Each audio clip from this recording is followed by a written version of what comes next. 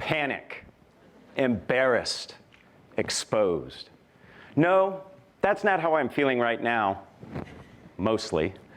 Those are the feelings I had as a 14-year-old boy.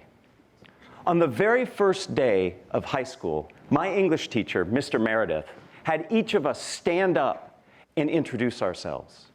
When class was over, he called me over and said, "Hey, Matt, you're really good at this talking thing. I need you on Saturday to show up at the speech contest."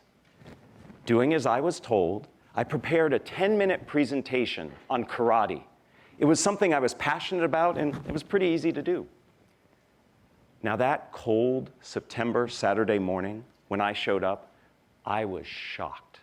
The room was much larger than I had expected. There were many more people there. My friends' parents who were serving as judges, and the girl I had a crush on. At that moment, I felt tremendous anxiety. In the first 10 seconds of my 10-minute presentation, my life changed forever.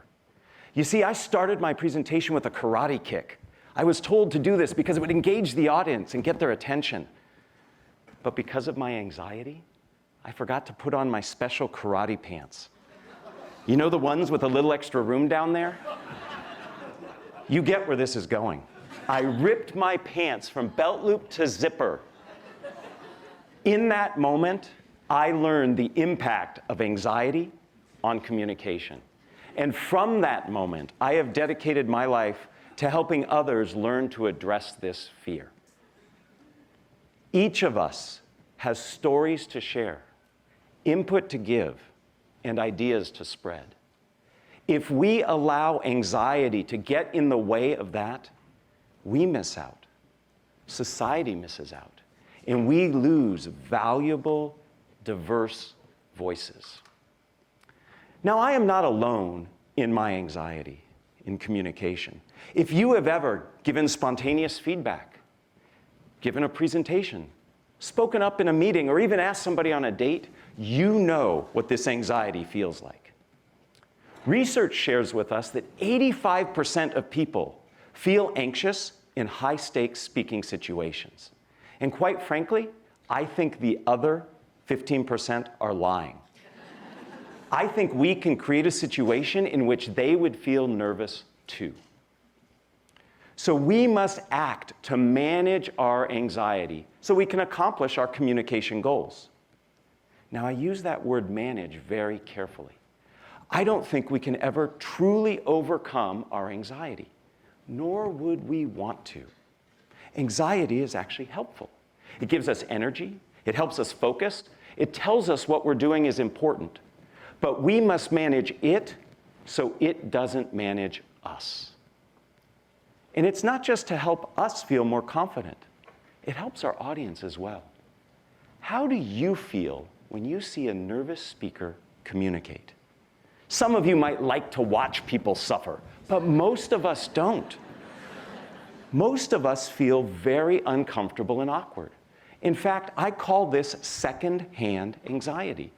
The communicator's anxiety makes us feel nervous as an audience, and therefore we're distracted and we can't pay attention to the message. So we need to manage our anxiety, not just to help ourselves as communicators, but to help our audience get our message. Before I introduce you to some techniques that can help us manage our anxiety, I think we need to spend a few moments understanding where this anxiety comes from. I believe it's hardwired in us. It's based on evolution.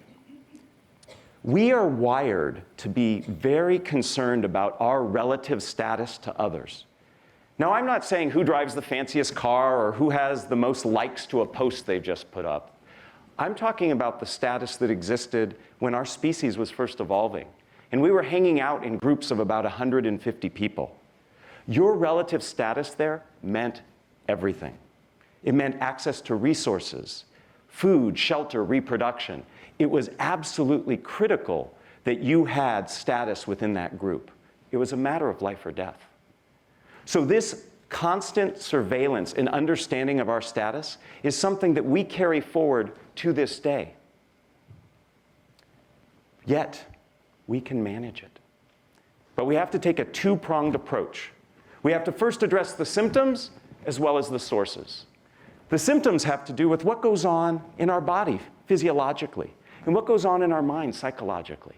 And sources are things that actually make our anxiety worse. So let's get started. For some of us, when we start communicating in high-stakes situations, we feel our heart pound. Maybe we get a little shaky. Maybe we perspire or blush. We can manage these symptoms.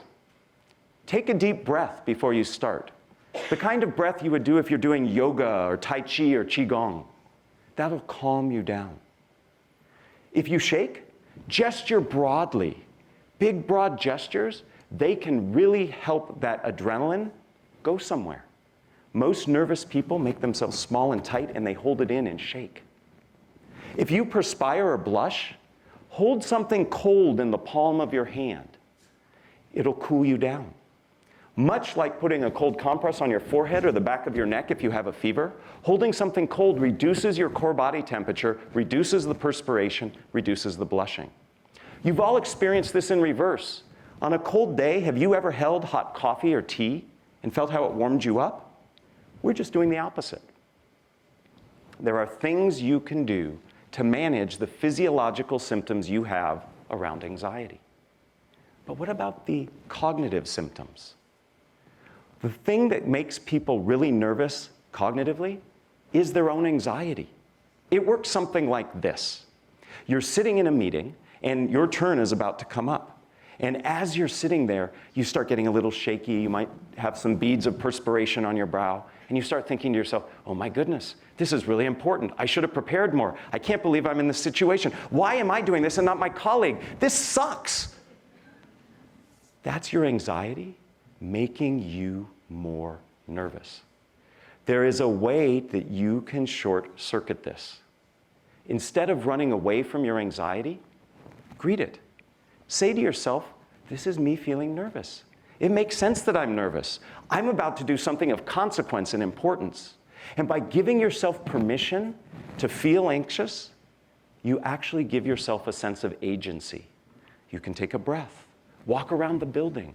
This will help you feel composed rather than as if your anxiety is spiraling out of control. We can do things that manage our physiological and psychological symptoms. But we also have to address the things that make our anxiety worse, the sources. The number one fear I hear from people is, I'm afraid I'm going to forget. I'm going to blank out. A great way to manage this is to have a map. You can't get lost if you have a map. A map is nothing more in communication than a plan, a structure, a design. There are many structures that can help you with your communication. My favorite is the what, so what, now what structure. You start by talking about what it is you're communicating. Could be your idea, your plan, your product, a process. You then explain why it's important to your audience. How do they value from what you're saying? And then finally, you explain what is next, what comes afterwards. By having a structure like what, so what, now what, you are less likely to forget. And by the way, it helps the people you're speaking to remember what you're saying as well. Now, another big accelerant to anxiety has to do with the valuation and judgment we feel the audience is doing on us. A great way to manage this is to redirect their attention. Have them focus on something else. So if you're giving a presentation, show a video clip, take a poll. If you're in interpersonal communication, ask a question, pass around a handout. These distract people from paying attention to you. It gives you an opportunity to calm down, and the cool thing is, it gets them more involved and engaged. It's a true win-win. The last source I'd like to talk about has to do with how we see our communication. Raise your hand if you have done one of these 4 things before in your life. Has anybody done any singing, dancing, acting, or played a sport? Everybody. In each of those activities, there's a right way and a wrong way to do it. You're performing. If you're an actor and you misspeak your line at the wrong time in the wrong place, you've made a mistake, not just for you, but the audience and the other actors. If you're an athlete and you don't do what your sport requires at the right time and the right way, you've done it wrong. In fact, some sports keep track of the errors you make. We carry this mentality of right or wrong into our communication. I am here to tell you, as somebody who has been doing this for a long, long time, there is no right way to communicate. There are better ways and worse ways, certainly, but no one right way. So we need to replace the way we see communication as a performance as something else. And I'd like to suggest we need to reframe it as a conversation. How do you do that? First and foremost, put your attention on your audience. You're in service of their needs. With this audience-centric approach, it makes it more conversational. Second, use conversational language. Words like us, you, and we, that involves people. And finally, ask questions. Questions by their very nature are conversations. They're two-way. In so doing, you make the interaction less stressful for you and more engaging for your audience.